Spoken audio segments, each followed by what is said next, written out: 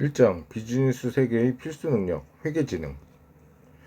회계는 비즈니스 바다를 항해하는 데 없어서는 안 된 나침반과 망원경과 같다. 미지의 세계에 대한 탐험은 언제나 우리 마음을 설레게 한다. 모험이 주는 긴장감 때문이기도 하지만 앞으로 펼쳐질 세계에 대한 호기심 때문이기도 하다. 모험이란 단어와 가장 잘 어울리는 것이 비즈니스다. 비즈니스 세계에 탐험하는 것 또한 엄청난 긴장감과 호기심을 동반하기 때문이다. 15세기에서 17세기 대항해 시대의 모험가들과 마찬가지로 21세기에 살아가는 여러분들은 비즈니스 세계를 향해 항해하고 있는 것이다. 비즈니스 세계의 항해에 동참하려면 태평양처럼 무한하고 다양한 경영 정보의 바다에 빠져봐야 한다. 과거 선원들이 바다에 뛰어들고서야 비로소 바닷물이 짠지 파도가 어떤 것인지 알 수 있었던 것처럼 여러분들도 정보의 바다에 빠져 허우적대 봐야지만 비즈니스 세계를 실감할 수 있다. 그리고 그 정보는 대부분 회계와 관련된 것이다. 구체적인 회계 기술을 배우기 전에 여러분들은 회계와 비즈니스의 어떠한 관계가 가지는지 큰 그림을 그릴 수 있어야 한다. 회계와 비즈니스 관계를 배우게 된다면 삼성전자, 애플, 아마존, 테슬라, 구글, 이마트, 알리바바, 쿠팡 등 우리 주변의 다양한 기업이 어떠한 비즈니스를 하고 있는지 구체적인 숫자와 함께 그 숫자 사이의 이면을 통찰하며 알게 될 것이다. 그리고 이러한 정보를 통해 여러분들은 올바른 재무적 의사결정을 하게 될 것이다. 1. 당신은 회계지능을 가지고 있는가? 비즈니스 세계에서 정보가 곧 돈이다. 비즈니스 세계의 구성원이라면 정보의 바다에서 의사결정에 꼭 필요한 정보를 길어 올릴 수 있어야 한다. 항해를 할 때 수시로 바람의 방향, 파도의 세기, 암초동을 확인하고 북극성을 이용해 방향을 확인하듯이 비즈니스에서도 시장 상황, 경쟁사의 동향 등 온갖 정보를 바탕으로 의사결정을 해야 된다. 수영 실력을 갖춘 선원은 물을 두려워하지 않기 때문에 바다와 파도에 적절히 대응하면서 배를 운항할 수 있다. 비즈니스 구성원들이 역시 필요한 정보를 적절히 활용할 수 있다면 문제를 해결해 나가는데 두려움이 없을 것이다. 똑같이 이래도 다른 성과를 만드는 회계지능. 수많은 경영정보 가운데 비즈니스 항해에 가장 유용한 것은 화폐 수치로 표현되는 재무정보일 것이다. 이러한 재무정보를 산출하고 활용하는 분야가 바로 회계이다. 따라서 비즈니스 항해에 필요한 정보 활용 능력은 회계지능으로 요약할 수 있다. 캐런 버먼의 저서 팀장 재무학에는 비즈니스맨이 기본적으로 알아야 할 금융 지식이 나온다. 그러나 필자는 비즈니스맨이라면 금융보다는 넓은 의미의 경영 프로세스에 대한 지능, 즉 회계지능이 필요하다고 본다. 회계지능이 높을수록 업무에 대한 이해도가 높을 뿐만 아니라 성과에 대한 효율적인 피드백을 할 수 있다. 조직의 일원으로서 조직이 추구하는 목적 달성에 어떻게 기여할 수 있는지 명확히 이해하는 가운데 업무를 수행하는 것이다. 우리가 추진하는 사업이 과연 이익을 낼 수 있을까? 내가 수행하는 업무가 이익 창출에 기여할 수 있을까? 보다 나은 업무 수행 방식은 없을까? 이런 질문에 좀 더 올바른 답을 낸 가능성이 높기 때문에 마치 야구 지능에 뛰어난 선수들은 감독의 지시나 사인이 없어도 상황에 맞게 수비 위치를 조정하거나 다음 플레이를 대비하는 것 같다. 기업이 회계지능 높은 인재를 선호하는 이유. 비즈니스 세계에서는 수시로 판단하고 의사결정을 내려야 한다. 이때 경영 정보가 얼마나 중요한지 깨닫게 되면 회계지능을 키워야겠다는 생각을 자연스럽게 하게 될 것이다. 실제로 강의를 하다 보면 말단 사원에서 중간관리자급으로 승진한 사람들 중 회계를 공부해야겠다고 한 분들이 많다. 기업에서는 어떤 결정이든 결국 회계와 연결되기 때문이다. 그런데 한 가지 유념할 점이 있다. 회계의 구체적인 기술을 익히기 전에 비즈니스 세계란 무엇인가, 비즈니스 항해는 어떠한 능력이 필요한가를 먼저 깨달아야 한다는 점이다. 즉, 처음부터 숫자를 다루는 구체적인 기술을 배우기보다는 회계를 왜 배워야 하는지, 내가 필요한 회계지능은 어떤 분야의 어떤 능력인지를 먼저 이해하는 것이 중요하다. 신입사원이 들어오면 제가 이런 얘기를 합니다. 면접을 하면서 물어봅니다. 전략을 한번 짜보고 싶습니다. 신사업 개발을 해보고 싶습니다. 이런 얘기를 하는데 신입사원들한테는 그런 일을 못 시킵니다. 저는 분명히 얘기합니다. 자네들한테는 신사업 개발을 못 맡긴다. 왜? 아는 게 없으니까 아직. 그러나 한 1년이나 2년이 지나고 난 다음 얼마만큼 더 하느냐에 따라서 그 사람이 미래가 달라진다는 이야기도 합니다. 처음 출발점에 섰을 때 조그만 지식 차이가 큰 차이를 만들지는 않습니다. 문제는 얼마만큼 스폰지 같은 마음 자세인가.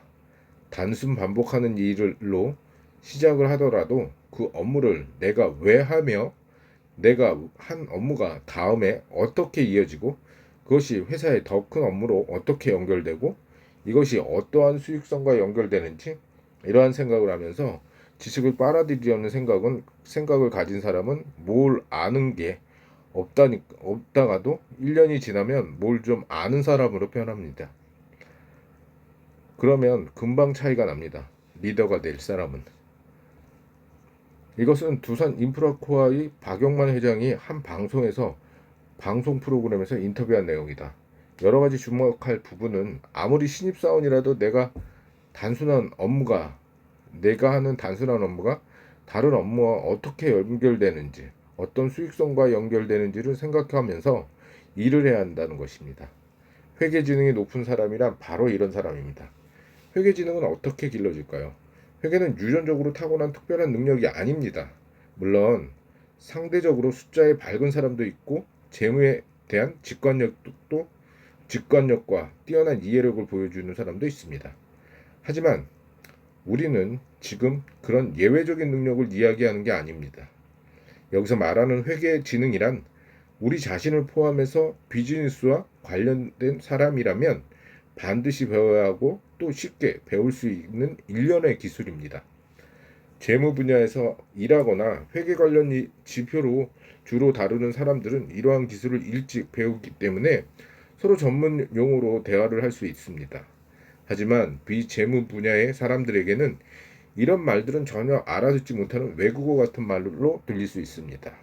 그러나 고위직에 있는 사람들이 회계 지표나 재무 담당의 말을 이해하지 못하면 회사를 운영하기 어려워질 것입니다. 그래서 대부분의 회계 최고 경영자, CEO를 비롯한 C레벨들은 승진하는 동안 자연스럽게 재무 기술을 습득하고 업무에 당연히 활용할 수 있어야 합니다. C레벨, CTO, 최고 기술 책임자, CF, 최고 재무 책임자, CIO, 최고 정보 책임자, COO, 최고 운영 책임자처럼 기업의 각 부문별 최고 책임자를 가리키는 말입니다. 요즘은 기업마다 독특한 C레벨을 만들기도 합니다. 시대에 따라서 새로운 C레벨이 생기기도 합니다. 즉 C레벨을 비롯한 임원은 경영 정보를 꿰뚫어 볼 수 있어야 하는데 그러기 위해서는 회계지능이 필수적이라는 것입니다. 또한 기업의 비전을 선포하고 성과를 평가할 때 가장 흔하게 사용되면서 강력한 메시지를 주는 것 또한 회계지표입니다. 아마존의 제프 베이조스가 1997년 기업 공개 이후 여러 주주에게 처음 쓴 경영자 서원은 D-Day 1을 보면 그의 회계지능은 사업을 시작하는 스타트업 단계에서 이미 최고 수준임을 짐작할 수 있습니다. 아마존의 전략적 사고 프로세스를 여러분들과 공유하겠습니다. 그럼으로써 여러분들이 수많은 훌륭한 투자처 중 하나를 과감하게 선택해야 할 때 아마존이 합리적이고 장기적인 리더십을 확보하기 위해 투자하고 있음을 여러분 스스로 느끼도록 하겠습니다. 현명하게 돈을 사용하며 비용 절감 문화를 유지하고자 노력할 것입니다. 특히 순손실이 발생하는 비즈니스에서는 검약하는 문화가 중요하다는 점을 잊지 않겠습니다. 성장을 추구함과 동시에 장기적인 관점이 관점의 이용 추구와 자본 관리를 균형 있게 추진할 것입니다. 만약 회계장부상 지표를 최적화할지 혹은 미래 현금 흐름 현재 가치를 최대화할지 선택해야 한다면 우리는 후자를 선택하겠습니다. 회계지능을 높이고자 한다면 회계 정보를 접할 때 일단 의심스러운 눈으로 보기 바랍니다. 그 안에 담긴 숫자가 잘못되어서 그런 것이 아닙니다. 어떠한 숫자들, 왜, 어떻게 활용하여 이런 결정에 이루었는지 이해하는 것이 무척 중요하기 때문입니다. 숫자를 적용하는 방식은 회사마다 다르므로 이를 이해하는 가장 좋은 방법은 왜 이런 결과가 나왔는지 항상 의문을 품고 찾아보는 것입니다. 이럴 때 회계 마인드가 형성되고 이는 곧 회계 지능 향상으로 연결될 것입니다. 현장의 한 목소리. 현대중공업 인재교육원 김경호 부장. 비재무직군 회계교육을 하는 이유. Q1 질문원. 현대중공업 그룹이 원하는 인재 모습이 있을 텐데 인재의 업무 능력 향상을 위한 필수적인 요소는 무엇이라고 생각합니다. 회계, 재무, 원가 등 기업의 생존 필수 능력인데 최근에 이러한 능력을 가지고 있어 본인의 업무가 회사의 숫자로 어떻게 기록되고 활용되는지 아는 직원을 양성하려고 노력하고 있습니다. 이를 통해 회사 경영 전반에 대한 시각을 갖추는 것이 목적입니다. 이러한 능력은 재무직군에 한정된 것이 아니고 관리직군 전반과 생산 관련 직군에게도 필요한 능력입니다. 임직원의 회계 지능 향상을 위한 현대중공업의 인재교육원의 노하우가 있나요? 이런 능력을 키우려면 순환 근무를 통해 일을 배우는 것이 바람직하지만 재무나 원가팀은 특성상 타 직군과 순환 근무가 한계가 있습니다. 그래서 원가 분석과 재무제표 활용 등 회계 교육을 주기적으로 실시하여 직원들이 회계 지능 향상에 주력하고 있습니다. 또한 조선업의 특화된 회계 교육 프로그램으로 업무 활용도를 높이기 위한 노력도 하고 있습니다. 재무제표, 특정 시점 및 기간 동안 기업의 이룬 경영 성과와 재무 상태를 담아 외부에 공개하는 문서, 재무 상태표, 손익계산표, 자본 변동표, 현금 흐름표, 주석으로 구성됐다. 재손자현주 재무 상태표, 손익계산표, 자본 변동표, 현금 흐름표, 주석. 2. 회계는 숫자가 아니라 이야기다. 회계라는 단어를 들으면 보통 복잡한 계산과 수많은 숫자를 떠올리기 쉽습니다. 그러나 이는 회계 정보를 만들어내는 시스템에 대한 선입견에 불과합니다. 실제로 회계의 본질은 매우 단순합니다. 바로 비즈니스에 대한 이야기이자 정보라는 것입니다. 다음의 이야기를 살펴봅시다. 자본금 2억을 투자받아 설립된 IT 회사 4차원은 자체 개발 게임 프로그램의 기술력을 인정받아 미국의 한 인터넷 게임 회사와 10년간 프로그램 독점 수출 계약을 체결하였습니다. 그 결과 글로벌 금융위기가 한창일 때 직원 30명으로 무려 매출액 400억을 기록하기도 했습니다. 결제 대금을 모두 달러로 받았기 때문에 글로벌 금융위기로 환율이 크게 오르자 외환 차익도 꽤 많이 챙겼습니다.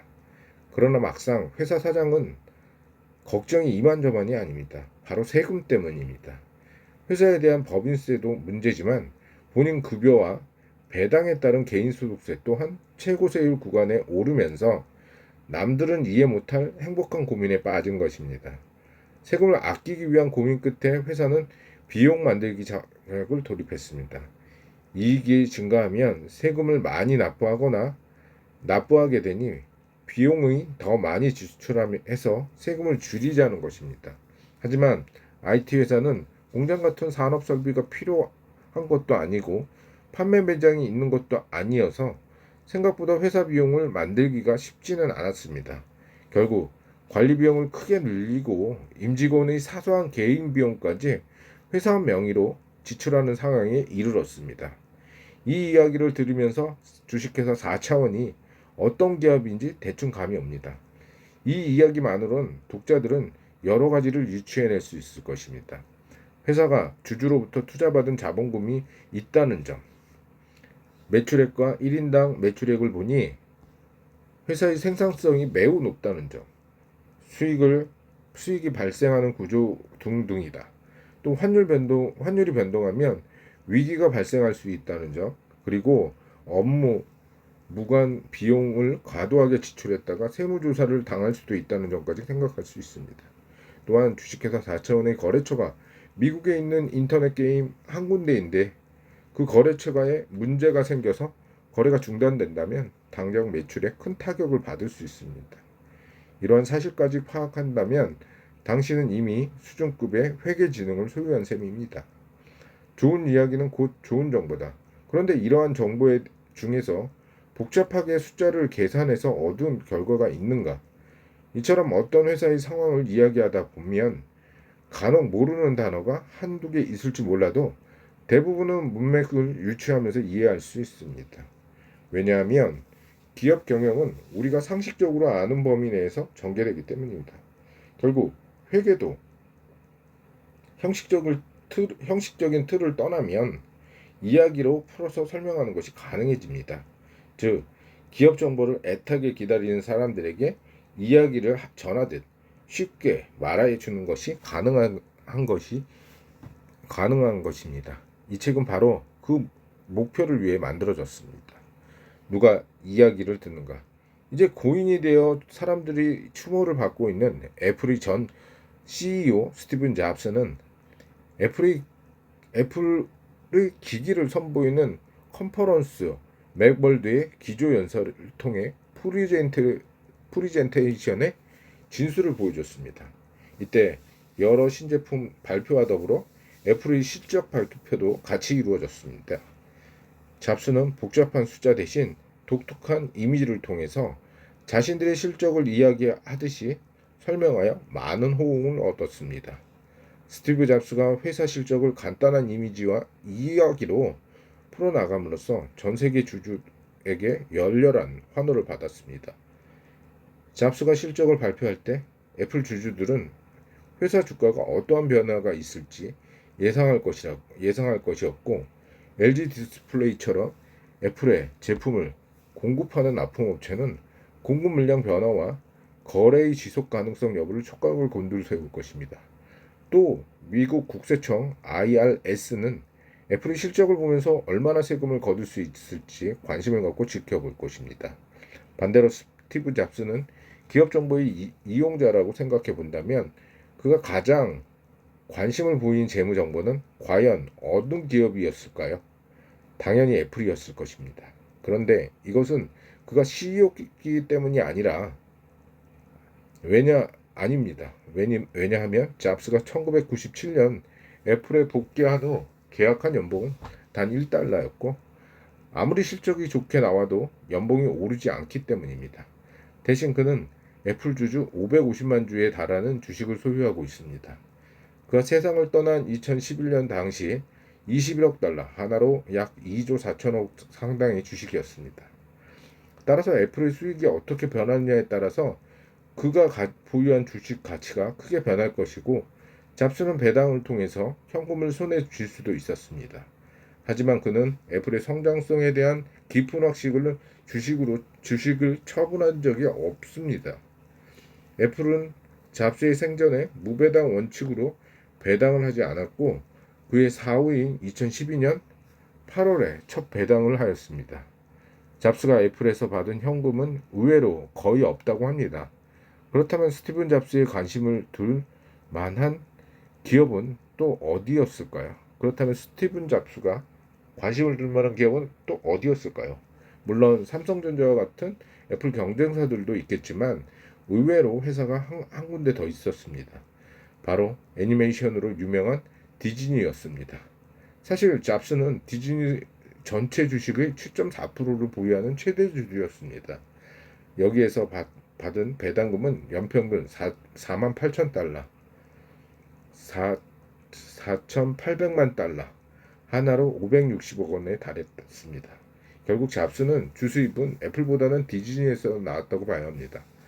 그러니 어쩌면 주주들에게 잡스는 애플보다는 디즈니의 재무 정보에 더 관심을 두었을지도 모릅니다. 기업 정보가 움직이는 방향, 회사의 경영 활동, 기록 요약, 정보 전달, 이해관계자. 잡스가 한 회사의 CEO이면서 다른 회사의 최대 주주였던 것처럼 한 회사는 다양한 측면에서 이해관계자가 될 수 있습니다. 마찬가지로 우리도 어떤 기업이 직원으로, 어떤 기업에는 주주로, 또 어떤 기업에는 소비자로 다양한 형태의 이해관계자로서 특정 기업의 이야기를 귀를 기울이는 정보 이용자가 될 수 있습니다. 마치 가공 추상을 의미하는 메타와 현실 세계를 의미하는 유니버스의 합성어, 가공 추상을 얘기하는 메타와 현실 세계를 이야기하는 유니버스의 합성어인 메타버스는 여러 주체처럼 직장인으로서 고용인이 되어 있더라도 다른 여러 기업의 주주로 그 기업의 비즈니스 세계에서 살 수도 있는 것입니다. 이야기에서 무엇을 얻고자 하는가? 모든 좋은 이야기들이 그렇듯이 회계가 정보를 제공하는 이야기 도구로서 제 역할을 하려면 등장인물과 동기, 구성 등 요소가 탄탄해야 합니다.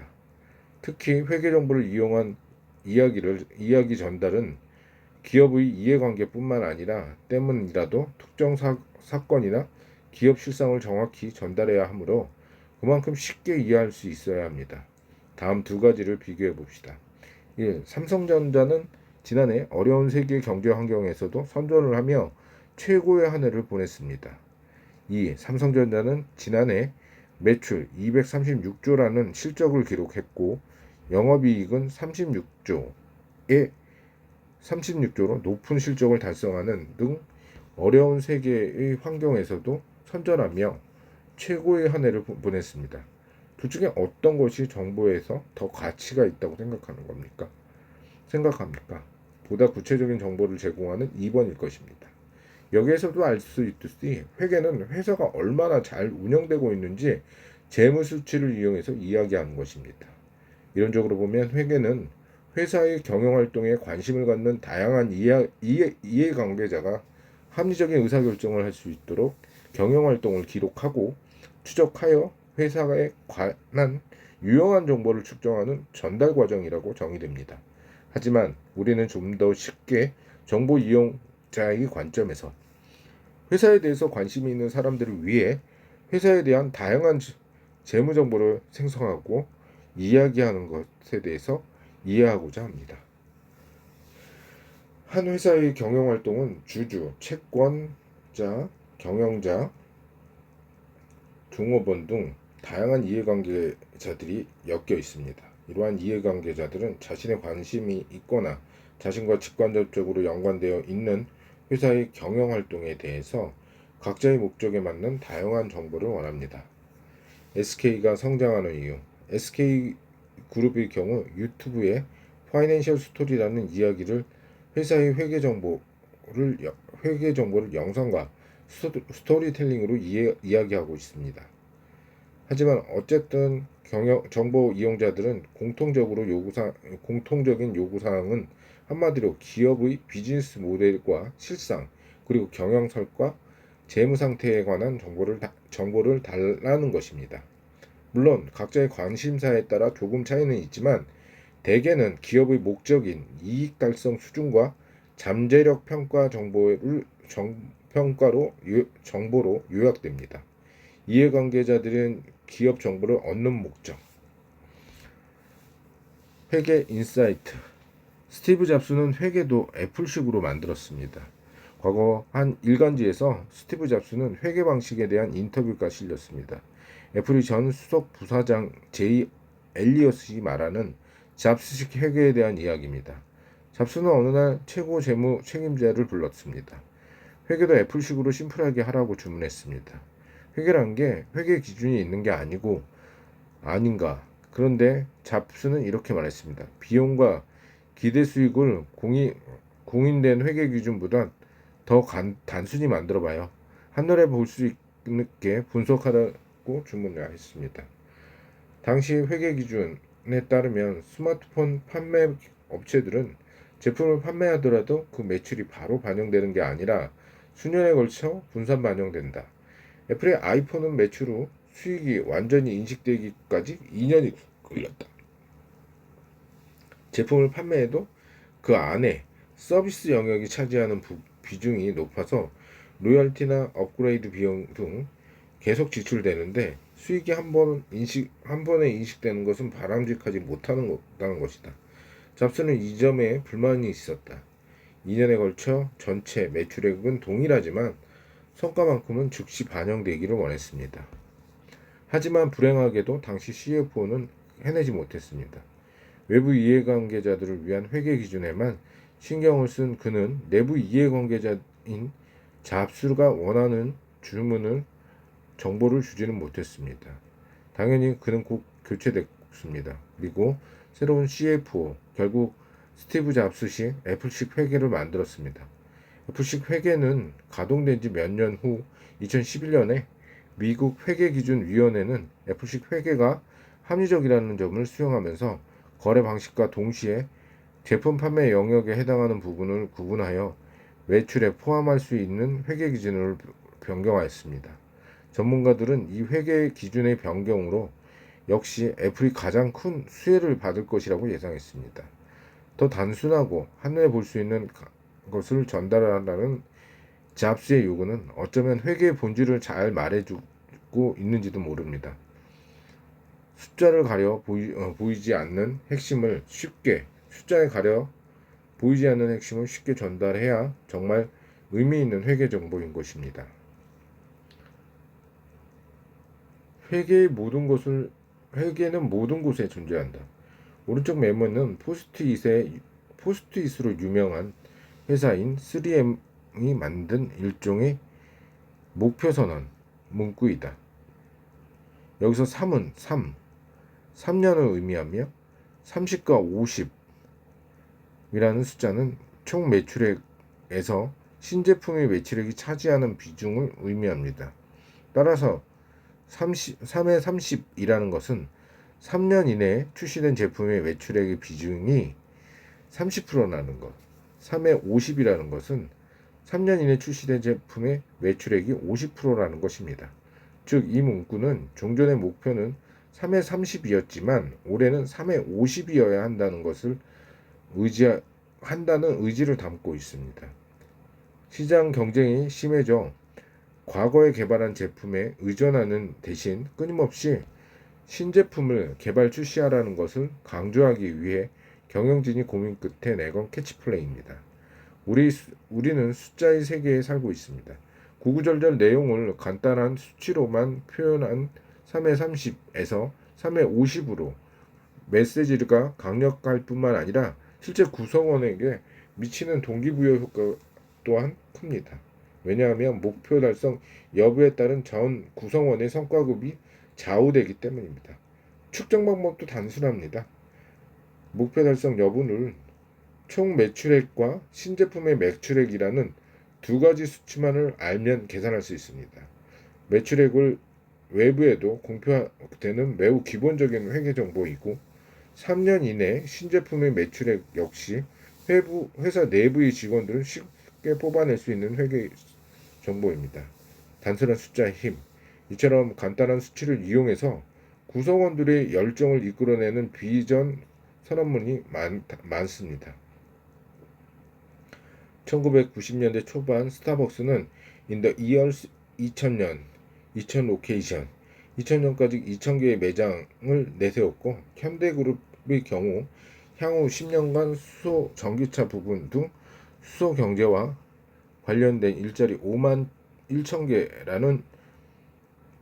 1,000개를 마련하고 2030년까지 국내 연간 50만 대 규모의 수소 전기차 생산 체제를 구축하겠다는 중장기적 수소차 로드맵을 목표로 내세우고 있습니다.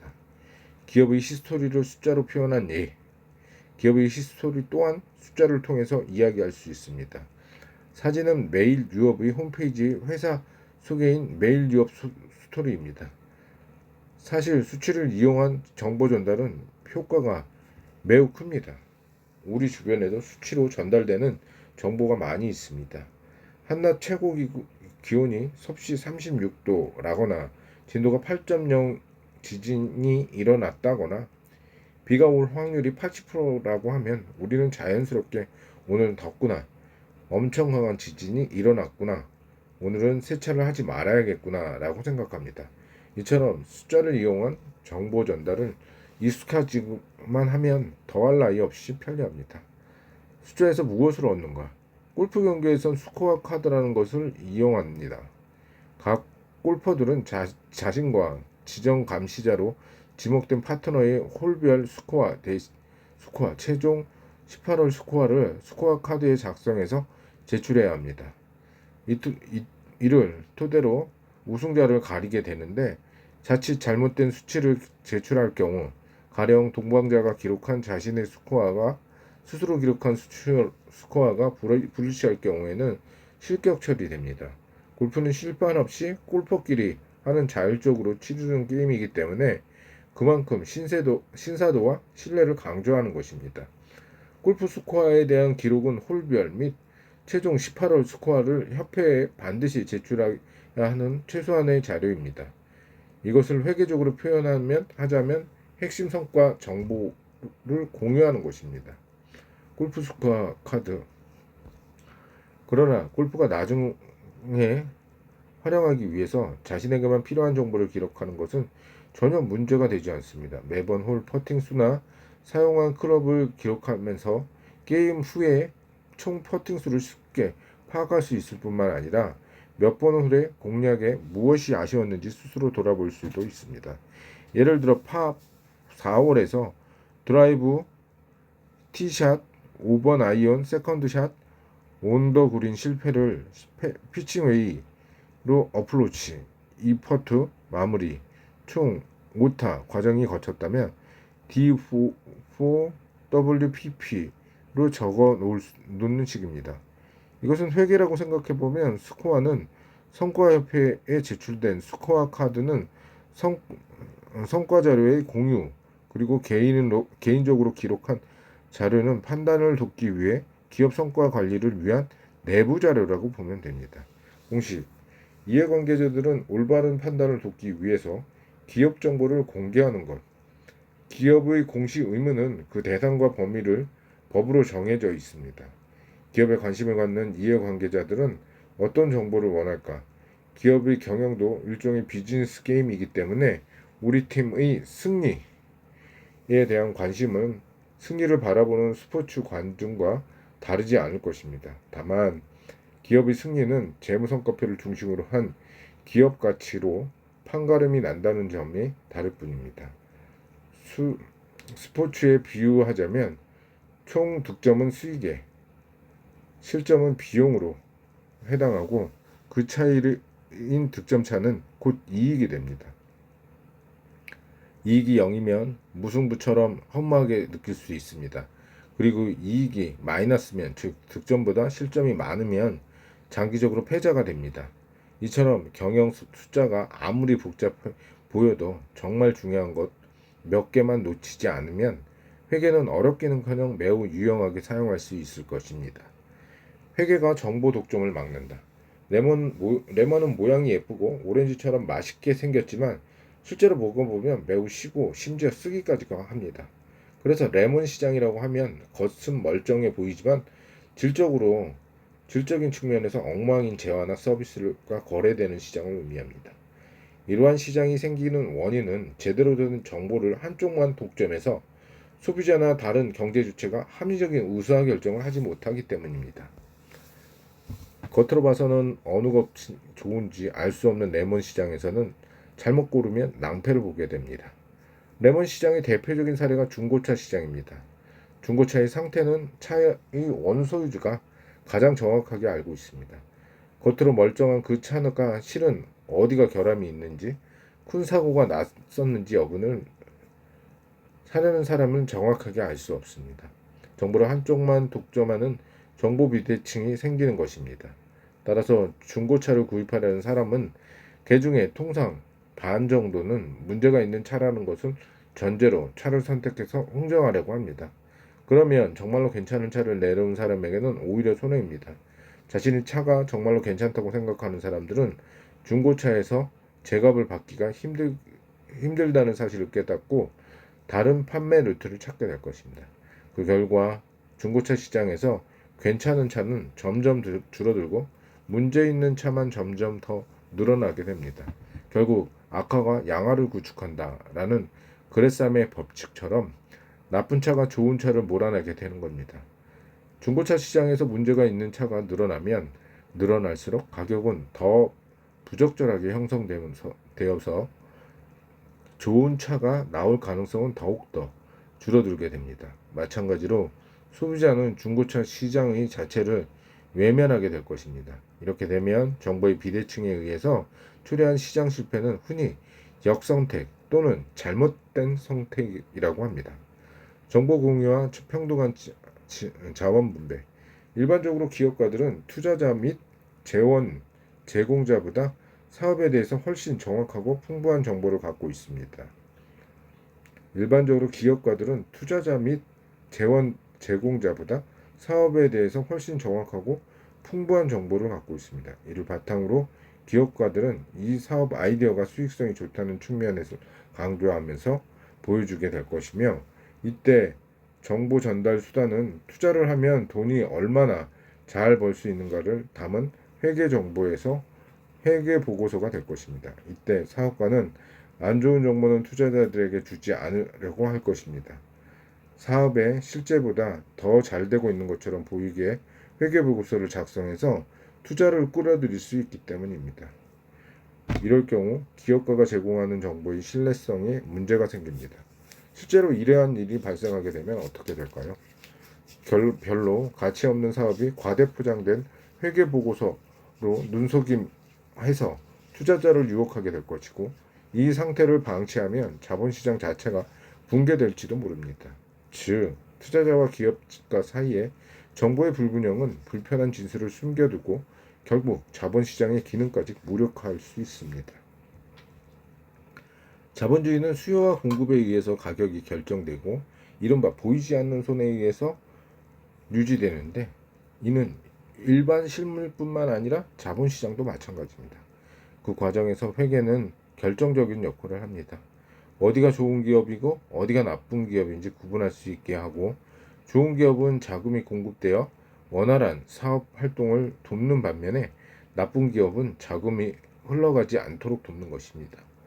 회계가 정보를 생산하고 그것을 공유하게 하면서 자본시장의 수요와 공급을 합리적으로 결정할 수 있게 하는 것입니다. 이것은 자본 자원의 효과적인 배분에도 기여합니다. 참고로 회계 정보를 공식적으로 가장 많이 담고 있는 사업보고서에 발생하는 위험 요인을 반드시 기록하게 요구하고 있습니다. 테슬라의 2021년 사업보고서에는 CEO 일론 머스크에 대한 높은 의존도가 위험 요인으로 기록되고 있기도 합니다. 회계 정보는 사회적으로 약속된 소통 방법이다. 기업이든 배필이든 겉으로 보는 게 전부는 아니다. 짝. 과거 TV 인기 프로 짝에 출연한 28세 여자 5호가 화제를 불러일으킨 적이 있습니다. 지각을 했으면서도 기사 딸린 고급 승용차를 타고 온 그녀가 해운 회사 직원의 외동딸입니다. 앞으로 아버지 뒤를 이어 회사를 맡고 싶습니다 라고 소개하자 남성 출연자의 태도들이 바뀌었습니다. 그녀의 지각을 비난한 남자들은 어느새 웃는 모습으로 너무 예쁘다, 바라는 것이 그냥 잘해주고 싶다 며 칭찬을 늘어놓았습니다. 또 5호의 눈에 들기 위해서 애정촌을 열심히 청소하기도 했습니다. 방송을 본 네티즌들은 사람은 어쩜 저렇게 갑자기 바뀌냐, 역시 돈이라면, 솔직히 여자의 배경을 보면 나라도 그럴 거다 라고 뜨거운 반응이었습니다. 필자는 이 게시판에 댓글을 단다면 이렇게 올릴 것입니다. 혹시 그 회사의 재무제표를 보셨나요? 자산이 500억인데 부채가 1000억이라면 어쩌죠? 물론 그 회사의 재무제표가 엉망이라는 뜻은 아니다. 하지만 배우자든 회사든 눈에 보이는 것이 좋다고 확인도 안 하고 덥석 붙들었다가는 큰 코 다칠 수도 있습니다. 회계가 자본 자원의 효율적 배분에 기여한다고는 하지만 막상 회계 정보를 접해도 이 회사와 정말 거래를 해도 될지, 투자할 만한지, 내가 회사를 입사를 해도 될지 의문이 들 때가 많습니다. 지금은 잘 나가는 회사 땡땡 회사입니다. 왜냐하면 올해 순이익이 100억이나 달성했거든요. 라는 회계 용어를 써서 이야기해도 그렇습니다. 왜냐하면 한 가지 단순한 회계 정보만 가지고 재무 상태나 경영 성과를 판단할 수 없고, 그 정보가 진실된 정보인지도 모르는 일이기 때문이다. 그래서 회계는 진정으로 가치를 지니기 위해서는 정보 제공자가 사회적 약속에 맞는 회계 정보를 제공하고, 정보 이용자 또한 기본적으로 회계 상식을 가지고 있어야 하는 것입니다. 회계 인사이트. 토종꿀 1kg은 꽃 560만 송이. 허영만 화백의 만화 10개에는 이런 글이 나옵니다. 벌 5만 6천 마리가 날아다니면서 한 마리당 100개의 꽃에서 꿀을 빨아 부지런히 옮겨 꿀 1kg가 나옵니다. 게다가 토종벌은 서양벌에 비해서 혀의 길이가 짧고 몸통이 작아서 더 많은 수고가 필요합니다. 토종벌은 혀가 5.3mm인데 서양벌은 27mm입니다. 꿀 생산량 역시 서양벌의 4분의 1밖에 되지 않습니다. 그래서 토종벌이 귀한 겁니다. 수치를 보면 알겠지만 토종벌이 비쌀 수밖에 없는 이유입니다. 벌의 노력이 많이 들기 때문입니다. 뒤에서 자세히 설명하겠지만 벌의 노력을 원가로 생각한다면 이것은 원가에 대한 이해를 돕는 귀한 예입니다. 2001년 땡땡 자동차가 판매한 자동차를 일렬로 세울 경우 지구를 몇 바퀴 돈 셈이다. 이러한 표현도 신문에 자주 등장합니다. 그만큼 정보가 이용자들에게 쉽게 이해하기 쉬운 어휘와 시각화를 이용해서 표현하는 것이 회계를 설명하는 데 매우 중요합니다. 회계를 경영의 언어라고 하는 이유.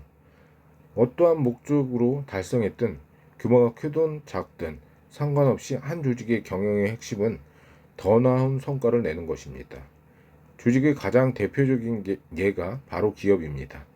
기업에는 수많은 경영 활동을 이루지만 결국 세 가지 핵심 활동으로 구분할 수 있습니다.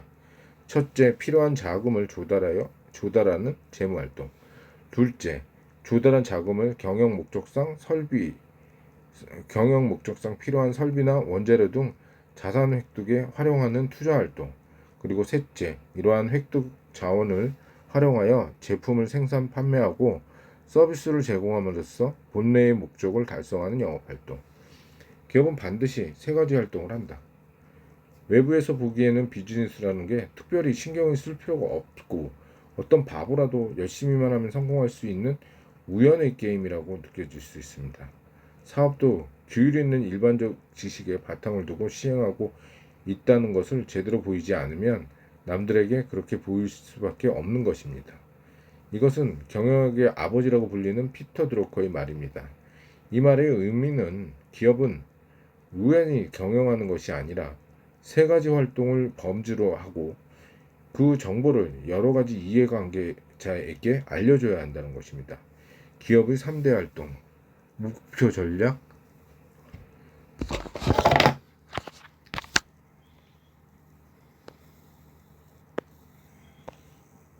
전략, 정책 전략, 영업 활동, 영업, 투자, 각종 구매, 마케팅, 연구 개발, 조달, 자금의 활용, 생산설비 투자, 장단기 여유자금 투자, 실비 작업, 주식이나 사채의 매입, 재무, 영업, 투자, 재무, 필요한 자금의 조달, 자기 자본 조달, 부채의 조달, 주식 발행. 그런데 피터 드러커도 말했듯이 밖에서 보기엔 체계적인 계획 없이도 잘 굴러가는 듯한 회사가 있다. 페이스북이 처음 등장했을 때 그랬다. 무료 가입이고 이용자 입장에서는 특수 기능이나 부가 기능을 사용해도 별도의 추가 구매가 필요 없을 뿐만 아니라 다른 검색 사이트에 비해서 광고도 거의 찾아볼 수 없으므로 사람들은 이 회사가 과연 어떻게 운행되는지 의아했다. 하지만 알고 보면 페이스북 역시 앞서 설명한 세 가지 핵심 활동을 정확히 수행했다. 페이스북의 경영 활동은 다음과 같다. 재무 활동. 페이스북의 재무 활동은 페이스북은 세상을 다 열린 공간으로 만들고 서로 연결하도록 하기 위한 사회적 임무를 성취하기 위해 만들어졌다. 사람들이 기업과 경제에 더욱 연결할 수 있도록 돕는 것이다. 이것은 페이스북의 CEO 마크 저커버그가 기업 공개를 하기 위해서 미국 증권거래소위원회에 신청해서 제출하면서 미래 주주들에게 보낸 편지다. 페이스북은 2012년 5월 기업 공개, 즉 상장을 통해서 약 180억 달러의 자본을 조달했다. 페이스북의 투자 활동. 페이스북은 조달된 자본을 글로벌 플랫폼 기업으로 성장하기 위한 투자에 사용했고 인스타그램을 인수하는 등 플랫폼 생태계 확장을 위해 투자했다. 또한 DM 등 가상화폐 및 VR 관련 사업과 같은 새로운 비즈니스 모델에도 계속 개발하는 것으로 예상된다. 페이스북의 영업활동. 페이스북은 상장 신청서에 2011년 17억 원의 매출을 기록했고 10억 달러의 이익을 냈다고 밝혔다. 매출액 85%에 해당하는 32억 달러는 광고 매출에서 나왔다. 또한 전체 매출 중 44%는 미국 지역 이외에서 발생한 것으로 확인됐다.